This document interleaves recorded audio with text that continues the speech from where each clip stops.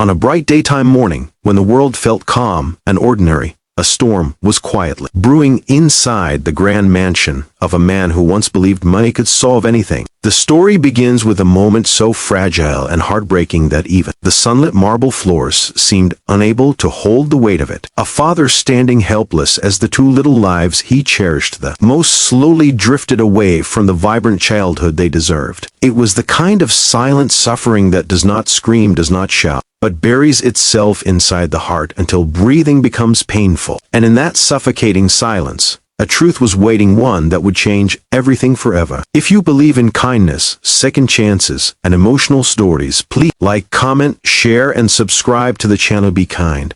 It really helps us keep creating stories for you. The quiet tragedy of the wealthy industrialist Ronald Avery began long before the world noticed his trembling hands or sleepless eyes. He was the owner of a luxury construction empire, a man used to fixing broken ceilings, broken systems, and broken business deals. But when it came to his 5-year-old twins, Mira and Rowan, he found himself unarmed, powerless, and sinking deeper into despair with each passing day. The twins had once been the sunshine in his world, running across the mansion lawn during daytime, their laughter echoing through the hallways like music. But now, the brightness of their childhood had faded, replaced by exhaustion, coughing, unexpected fainting, and strange spells no doctor could understand. Ronald spent millions flying in specialists from different countries. He converted an entire wing of his mansion into a medical unit, stocked with equipment more advanced than most hospitals. He donated to foundations,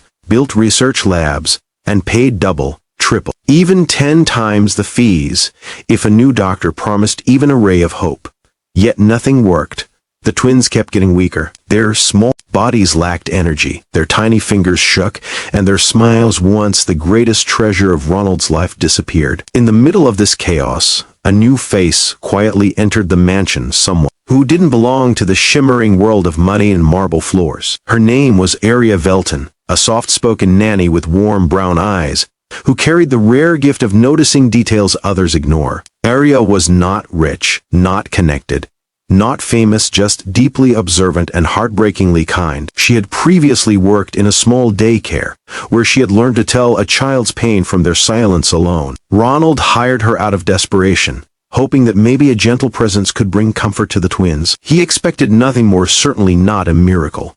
But Aria arrived with something more powerful than money: intuition. Every daytime hour she spent with the twins, she noticed things others had missed. She noticed how the children often felt sickest after waking up from their naps. She noticed how Mira rubbed her eyes excessively, and Rowan held his chest like something inside was tightening. She noticed the strange smell in the playroom air, faint, but enough to make her uneasy. She noticed how the cleaning staff avoided that room, claiming the children preferred it untouched. She noticed fear in their eyes when they looked at the tall golden doors of the nursery. Aria spent her first weeks quietly watching.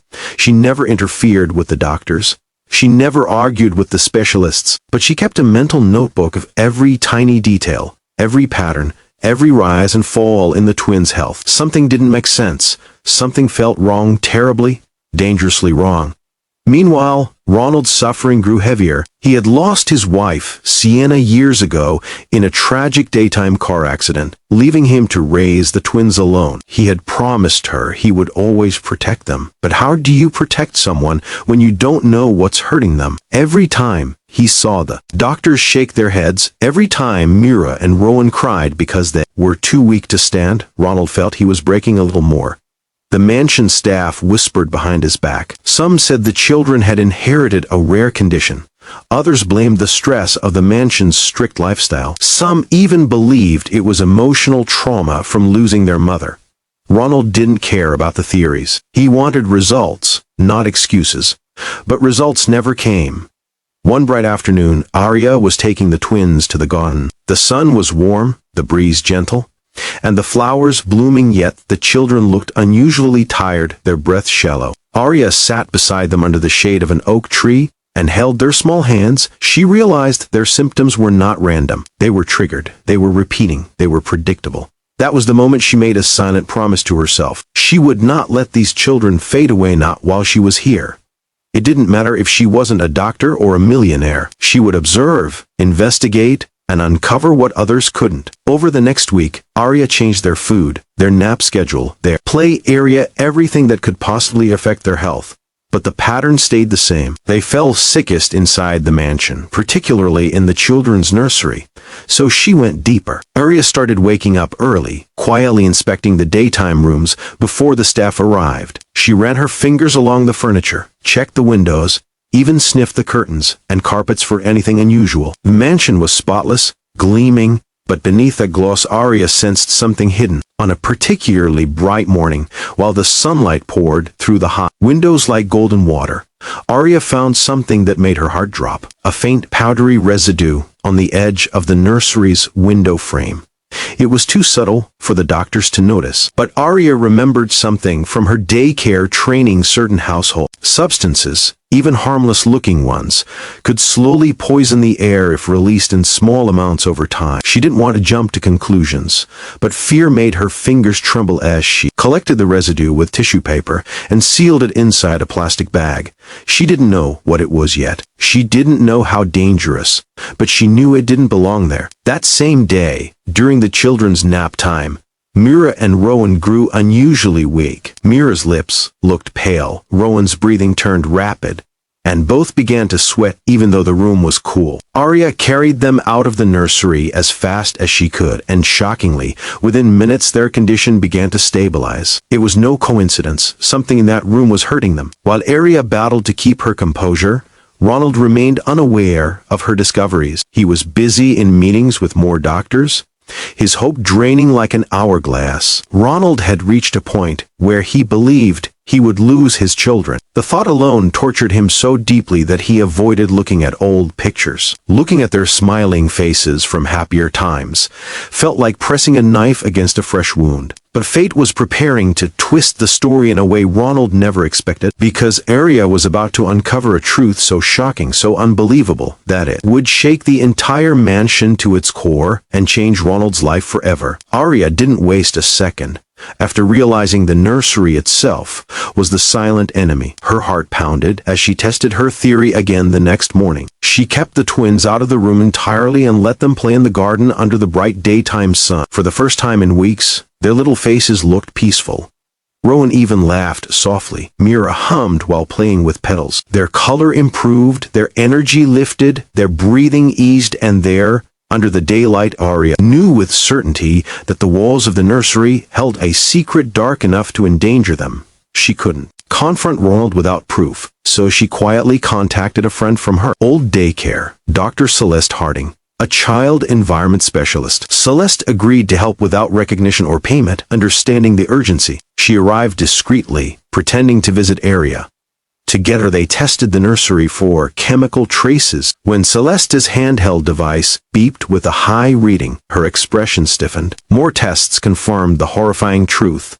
The nursery air was contaminated with a slow-releasing compound that caused respiratory weakness, fatigue, confusion, and increased vulnerability in children. The residue Arya found matched the compound perfectly. But the most shocking detail wasn't just the presence of the chemical, it was the way it was introduced. Someone had been applying the substance deliberately in micro amounts where it was nearly undetectable, enough to harm small children over time but not enough to alarm adults. This wasn't an accident. This was intentional.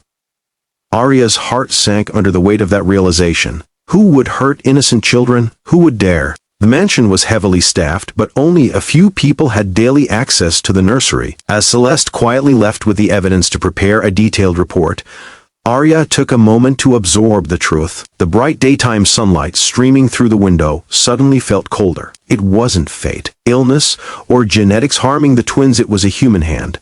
A choice. For the first time since she arrived, Arya felt fear not for herself, but for Mira and Rowan, who trusted everyone with pure hearts. She needed to protect them now. She waited until Ronald returned home. He walked into the mansion with his shoulders collapsed, exhaustion dragging his steps. Meetings with more specialists had drained him. His hope was almost gone. But Arya stepped forward, her voice steady though her heartbeat roared in her ears, and told everything. She didn't dramatize, she didn't accuse, she simply laid the truth before him.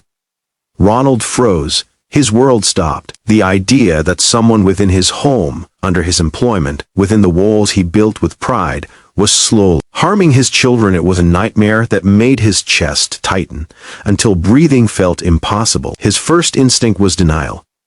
But Arya showed him the residue she found, Celeste's preliminary report, and the recordings of the nursery readings from that morning. The evidence was undeniable. Ronald felt the walls tilt around him. Everything inside him shattered and rebuilt itself into something fierce, protective, and determined. For the first time in months, he had a target, something to fight. And he would fight with everything he had. He contacted a private forensic team instantly. They sealed the nursery and conducted an investigation. Arya stayed beside the twins, keeping them in the garden, in the sun, in open air, anywhere but inside those cursed walls. The children slowly regained life, their bodies responding to a world free from poison. And then came the revelation. The forensic team discovered tampered ventilation, hidden layers beneath the paint. A precise placement of the compound in corners, too subtle for ordinary observation. Someone had done this with knowledge and intent. The culprit was Larson Venn, the mansion's maintenance manager, trusted for years, given bonuses, treated like family. But behind closed doors, he harbored resentment. He believed Ronald had fired his brother unfairly years ago for misconduct, losing their family income. Out of twisted revenge, Larson targeted the twins, wanting Ronald to suffer slowly, helplessly, and silently. The betrayal cut deep. Ronald had always believed loyalty was earned and returned. To learn that a man he trusted had attacked the most innocent souls in his home shattered him in ways no business loss ever had. Larson was arrested immediately, and the news never reached the public. Ronald shielded his children from every ripple of the darkness that had almost swallowed them. But the true hero of this story wasn't the forensic team. It wasn't the doctors who failed to find answers. It wasn't Ronald's fortune. It was Arya, a nanny with no wealth, no power, no authority. Just a heart that refused to ignore suffering and eyes that refused to overlook the smallest clues. As the investigation ended, Ronald approached Arya in the garden on a warm daytime afternoon. His children were running, not walking. Not stumbling, running across the grass for the first time in months. Their laughter filled the air like sunlight, and it broke Ronald. He felt tears rise, tears of gratitude, relief, and overwhelming emotion. He told Arya she had saved his world, not his empire, not his investments, his world. The two little souls who meant more to him than anything money could buy. Arya listened silently, her eyes soft. She wasn't someone who wanted praise. She wasn't someone who saw herself as a hero. She simply did what her heart told her. Ronald realized something that day. Kindness wasn't a job. Kindness was a choice, a rare one, a powerful one.